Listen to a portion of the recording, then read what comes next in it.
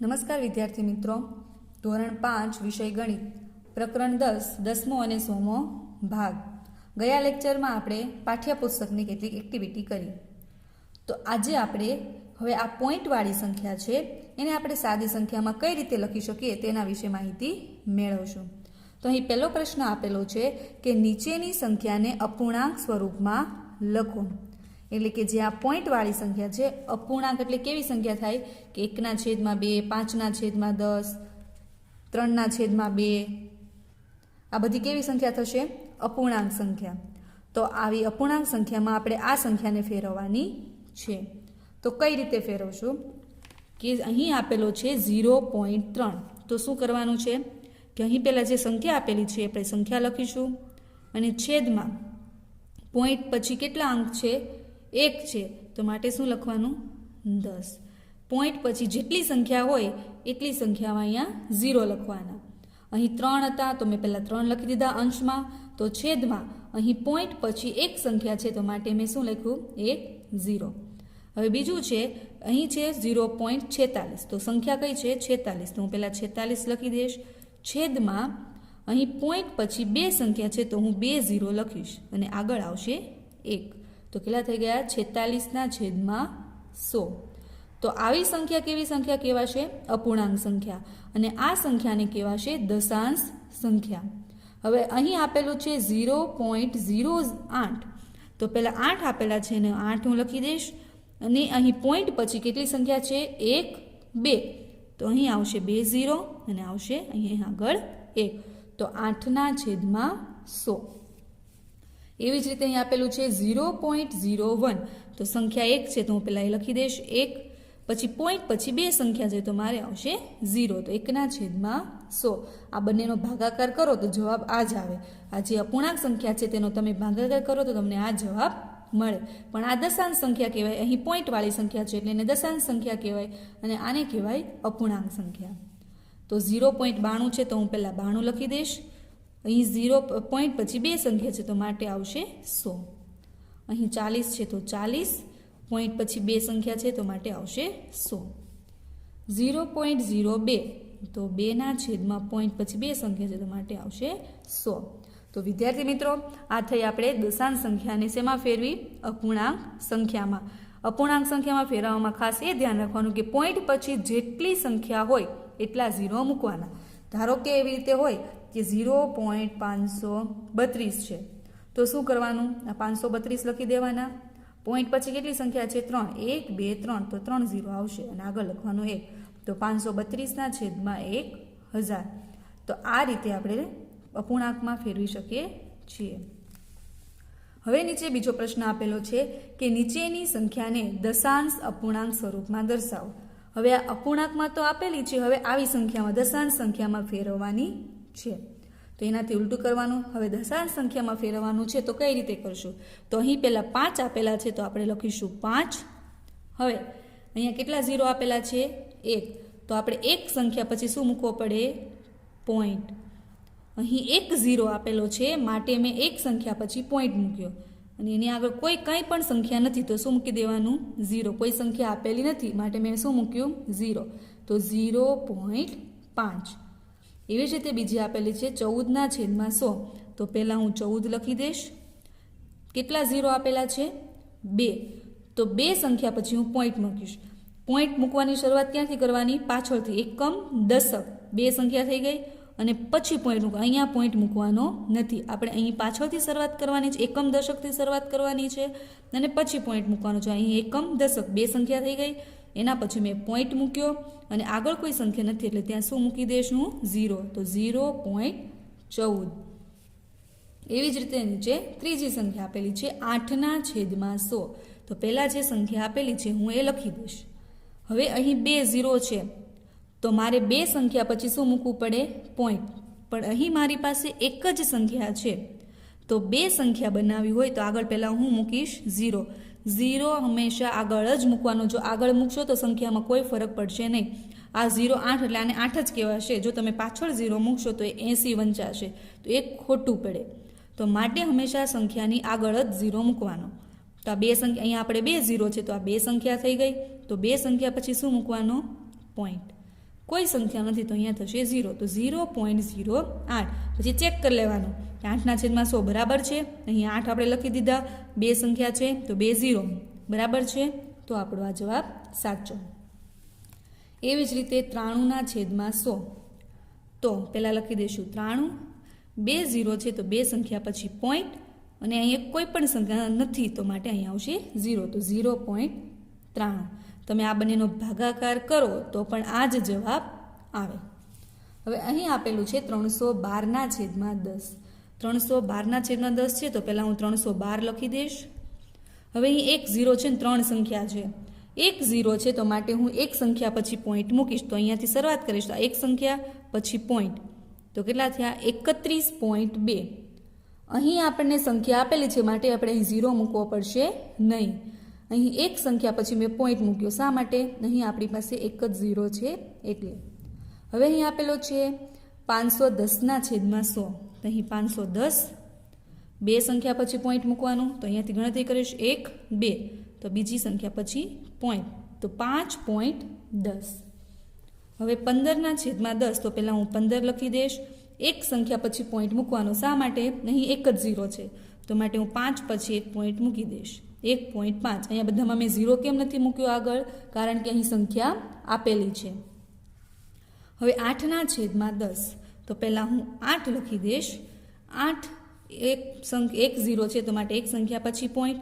અહીંયા કોઈ સંખ્યા નથી માટે હું 0 મૂકી દઈશ. તો અહીં થઈ 0.8. તો વિદ્યાર્થી મિત્રો, આ થયું આપણે દશાંશ અપૂર્ણાંકમાં જે અપૂર્ણાંક સંખ્યા આપેલી છે એને આપણે દશાંશ સંખ્યામાં ફેરવવી. જે આ પોઈન્ટવાળી સંખ્યા છે એને દશાંશ સંખ્યા કહેવાય. કેવી સંખ્યા કહેવાય? દશાંશ સંખ્યા. તો વિદ્યાર્થી મિત્રો, પાઠ્યપુસ્તકના પેજ નંબર 140 ઉપર આપણને એક જોડકા આપેલો છે, મહાવરો આપેલો છે. એમાં કીધું છે કે નીચેના જોડકા જોડો. તો દરેક પીળા ખાનાને લીલા તથા એક ગુલાબી ખાના સાથે જોડો. આ પીળું ખાનું છે એને લીલા ખાના સાથે જોડવાનું છે અને એક આ ગુલાબી ખાના સાથે જોડવાનું છે. તો વિદ્યાર્થી મિત્રો, આપણે જે દશાંશ અપૂર્ણાંકમાં જે શીખ્યા તેનો ઉપયોગ આપણે અહીં કરીશું અને જોડકા જોડીશું. તો એક ઉદાહરણ આપેલું છે 1/2 રૂપિયા. તો 1/2 રૂપિયા છે બરાબર કેટલા પૈસા થાય? તો આપણને ખબર છે પહેલાં તો કે 1 રૂપિયા બરાબર 100 પૈસા થાય છે. તો તેના આધારે કરીશું. તો 1/2 રૂપિયા છે તો એને પૈસામાં ફેરે તો 50 થયા, અને પાછા એને રૂપિયામાં હું ફેરવું છું તો કેટલા થશે? 0.50. એવી જ રીતે 1/10 છે. 1/10 છે તમારે દશાંશ સંખ્યામાં લખવું હોય તો કઈ રીતે લખાશે? 0.1. 0.1 એટલે કે 0.1 છે એટલે 1/10 છે. આનો ભાગાકાર કરું અહીંયા 10 નહીં 1 તો શું થશે? તો અહીંયા 10 અને 1નો ભાગ ન ચડે તો મારે અહીંયા 0 મૂકવો પડે, પછી પોઈન્ટ. તો અહીંયા 10 1 10. અહીંયા મેં 0 મૂક્યો એટલે અહીંયા મેં પોઈન્ટ મૂક્યો તો કેટલો જવાબ આવ્યો? 0.1. જો ભાગાકાર કરું તો પણ 0.1 આવ્યો. તો 0.1 એટલે કે 10 વાળી એવી સંખ્યા કઈ છે? તો આ. તો એની સાથે હું જોડીશ 10 પૈસા. અને બીજું કે પોઈન્ટવાળું 0.10 તો આ થયું 0.10. હવે છે 5/100 રૂપિયા. તો એને કઈ રીતે લખાશે? 0.005. એ ક્યાં છે? અહીંયા 0.005. તો 0.005 એ આની સાથે છે. હવે મારે આ સંખ્યાને આમાંથી ગ્રીન કલરના કયા ભાગમાં આવશે એ જોવાનું છે. આ 0.05 છે એના જેવું કયું છે? એમાંથી આ 0.05 અને આ 5/100. તો આ રૂપિયા અને પૈસામાં ફેરવું છું તો પૈસામાં લાવવું હોય તો 0 ની 100 નીકળી જશે અને કેટલા વધશે? 5. તો એની સાથે જોડાશે 5 અને અહીંયા આવશે 0.05. હવે બીજું છે 3/4. આવું હોય તો પહેલાં આપણે હું ભાગાકાર કરીશ 3 અને 4નો. હવે આની સાથે ભાગ ન ચાલે તો મારે અહીંયા 0 મૂકવો પડે. હવે અહીંયા 0 મૂકું તો માટે અહીંયા પણ 0 મૂકવો પડે. અહીંયા આવશે પોઈન્ટ. હવે 4ના ઘડિયામાં 30 આવશે નહીં. તો શું થશે? 4 × 7 = 28. તો 30માંથી 28 જશે તો 2. તો હજુ પાછું અહીંયા 0 મૂકું તો 4 × 5 = 20. કેટલા થયા? 0.75 જવાબ આવ્યો. તો અહીં 0.75 ક્યાં છે? અહીંયા છે. તો એક આ આવશે અને આ 0.75 સાથે રૂપિયા છે અને પૈસામાં ફેરવશો તો કેટલા આવશે 75 પૈસા. તો એની સાથે જોડાશે આ અને આ ત્રીજાનો આનો જવાબ આવશે આ 75 પૈસા. હવે 99/100 છે તો એના થશે 0.99. તો 0.99 છે તો આ રૂપિયા છે અને હું 0.99 ને પૈસામાં ફેરવીશ તો કેટલા આવશે 99 પૈસા. તો હું એની સાથે જોડીશ તો આનો જવાબ થશે આ 99 રૂપિયા. હવે 1/4 છે. 1/4 છે તેનો પાછો હું ભાગાકાર કરું અહીંયા 4 અને 1નો ભાગાકાર. ભાગ ન ચાલે તો મારે અહીંયા 0 મૂકવો પડે. હવે અહીંયા 0 મૂકું છું તો અહીંયા પણ હું 0 મૂકીશ.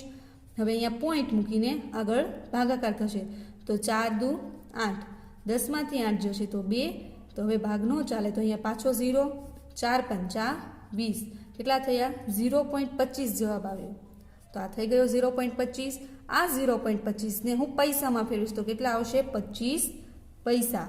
હવે આ 25 પૈસા એટલે કેટલા થશે 1/4 રૂપિયા. તો વિદ્યાર્થી મિત્રો આ પાઠ્યપુસ્તકના પેજ નંબર પર આપેલા 140 નંબર પર આ જોડકા છે.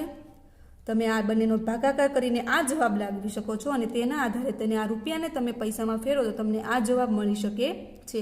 સિમ્પલ તમારે શું કરવાનું છે આ બંનેનો ભાગાકાર કરવાનો.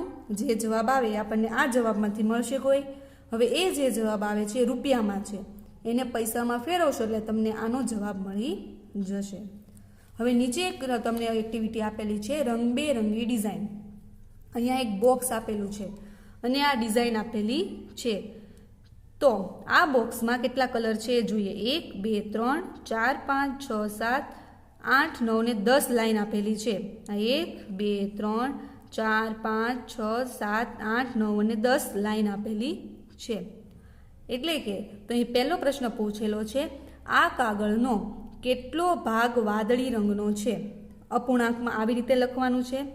તો ભાગ પૂછેલો છે કેટલો ભાગ છે આ 10માંથી એક જ લાઈન છે વાદળી રંગની છે. તો હું કહી શકું કે મારી પાસે 10 ભાગ છે એમાંથી એક ભાગ વાદળી રંગનો છે. મારી પાસે કેટલા ભાગ છે 10 એને હું છેદમાં લખીશ. ટોટલ જેટલી સંખ્યા હોય એને કેમાં લખવાનું છેદમાં. તો મારી પાસે ટોટલ 10 લાઈન છે તો મેં ટોટલ 10 લાઈન છે એટલે મેં કુલ કેમાં લખ્યું છેદમાં. અંશમાં કયું લખવાનું કેટલો ભાગ છે વાદળી રંગનો મારી પાસે એક જ લાઈન છે તેને શું આવશે અંશમાં. તો કહી શકું કે 1/10 ભાગ વાદળી રંગનો છે. ફરીથી 1/10 ભાગ એટલે શું કહે છે મારી પાસે જે 10 લાઈન છે એમાંથી એક લાઈનનો કલર જ વાદળી રંગનો છે. હવે બીજો પ્રશ્ન પૂછેલો છે આ કાગળનો કેટલો ભાગ લીલા રંગનો છે. તો પહેલાં તો ખબર છે ટોટલ કેટલા છે 10. તો 10 લખી દેશું કે ટોટલ મારી પાસે 10 લાઈન છે એમાંથી લીલા રંગના કેટલા ભાગ છે તો 1 2 અને 3. તો અંશમાં આવશે 3. 3/10. હવે ત્રીજો પ્રશ્ન પૂછેલો છે કયો રંગ આ કાગળનો 0.2 જેટલો ભાગ કાઢે છે. હવે 0.2 છે અને મારે અપૂર્ણાંકમાં ફેરવવું હોય તો હું કઈ રીતે લખી શકું 2 છેદમાં 2 પછી એક જ સંખ્યા છે તો માટે શું લખી શકું 10. 2/10. તો આના પરથી શું કરી શકાય કયો કલર એવો છે કે જે 2 ભાગ જેટલો રંગ દર્શાવે છે. તો 2 કયા છે આમાં 2 કલર વાળું એક આ પીળો કલર કેવો છે કે 10માંથી 2 લાઈન એવી છે જે પીળા રંગની છે. તો 0.2 જેટલો ભાગ ઢાંકે છે એવો કયો રંગ છે પીળો છે ને. હવે બીજો પ્રશ્ન પૂછેલો છે. હવે બીજો કાગળ જુઓ. આ બીજો કાગળ આપેલો છે. દરેક પટ્ટી 10 સમાન ખાનામાં વિભાજિત છે. તેમાં બધા મળીને કુલ કેટલા ખાના છે. આ દરેક પટ્ટીના 10 ખાના કર્યા છે. આ ઉપર 10 નીચે 10 તો ટોટલ કેટલા ખાના છે કુલ 100 ખાના થાય. કુલ 100 ખાના થાય. હવે આ ખાનાના આધારે આપણે આ પ્રશ્નના જવાબ લખીશું. શું કાગળનું દરેક ખાનું 100માં ભાગનું છે. હા. કેટલા ટોટલ ખાના છે 100 માટે દરેક ખાનું છે એ 100માં ભાગનું છે. તેમાં કુલ કેટલા વાદળી ખાનાઓ છે તો કેટલા વાદળી ખાનાઓ છે ગણીએ તો 1 2 3 4 5 6 7 8 9 ને 10. તો 10 ખાનાઓ કેવા છે વાદળી રંગના. તો શું કાગળનો 10/100 ભાગ વાદળી રંગનો છે. હા.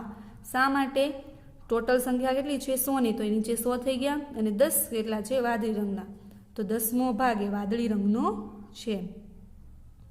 આપણે જોયું કે કાગળનો 1/10 ભાગ વાદળી રંગનો છે, જેને આપણે કાગળનો 0. ભાગ લખી શકીએ ને? હા, 0.1 કઈ રીતે લખી શકીએ? અહીં 1 અને પોઈન્ટ અહીંયા 0 છે, તો પોઈન્ટ પછી એક સંખ્યા પછી પોઈન્ટ મૂક્યો, તો આપણે 1/10 ને આપણે 0.1 ભાગ લખી શકીએ છીએ. હવે તમને આમાં એમ કીધું છે કે તમે આમાં ડિઝાઇન બનાવો. આગળ આપણે હતું કે ડિઝાઇન બનાવેલી કે આવી રીતે કલર કરેલો હતો, હવે આમાં આપણને કલર કરવાનો છે. તેમાં પૂછેલું છે કે આ ચોરસના 0.45 ભાગને લાલ રંગથી રંગીને સુંદર ડિઝાઇન બનાવો. એટલે ટોટલ 100 ખાના છે.